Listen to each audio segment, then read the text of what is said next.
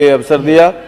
महोदय, आंगनवाड़ी केंद्रों एवं आशा कार्यकर्ताओं द्वारा देश के छोटे बच्चों की शिक्षा, स्वास्थ्य के साथ ही गर्भवती माताओं एवं प्रसव पश्चात उनके जच्चा बच्चा के स्वास्थ्य के क्षेत्र में काफ़ी महत्वपूर्ण भूमिका अदा की जा रही है।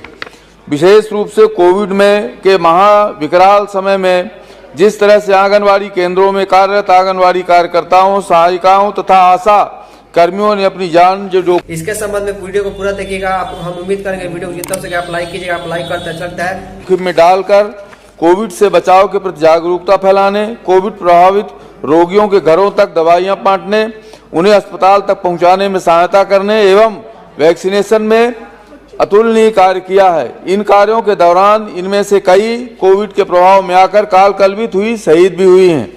इनके कार्यों को देखते हुए इनको प्रदान किए जाने वाला मानदेय काफ़ी कम है। साथ ही इनकी सेवाओं की कोई सुनिश्चितता दूसरे शासकीय कर्मचारियों जैसी नहीं है। अतः भारत सरकार से आग्रह है कि इनका मानदेय बढ़ाया जाए और दूसरे सरकारी सेवकों को मिलने वाली सुविधाएं प्रदान की जाए। धन्यवाद। उसकी व्यवस्था करना बहुत जरूरी है।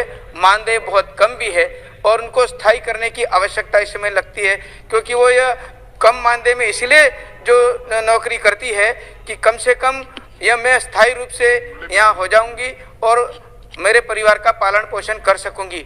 इसी आशा के साथ में वो कम मानदेय में भी काम करती रहती है। तो मेरा निवेदन है कि इसमें इस प्रकार की ओर ध्यान दिया जाए और जिस तरह से शुद्ध पेयजल और जिस प्रकार की व्यवस्था होनी चाहिए उस आंगनवाड़ी सेंटर पे भी नहीं होता। और निश्चित रूप से जो मैं निवेदन करना चाहूँगा कि आंगनवाड़ी सेंटर बहुत उस क्षेत्र में जर्जर अवस्था में और नए बनाने की आवश्यकता है, उसकी भी पूरी राशि अलॉटमेंट करके बनाना चाहिए, तभी जा करके यह काम निश्चित रूप से होगा।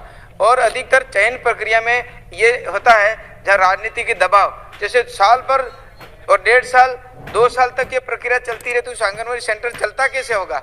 इसलिए कोई सरल प्रक्रिया बनाई जाए जिसके कारण से यह व्यवस्था सही ढंग से चल सके। बहुत बहुत धन्यवाद।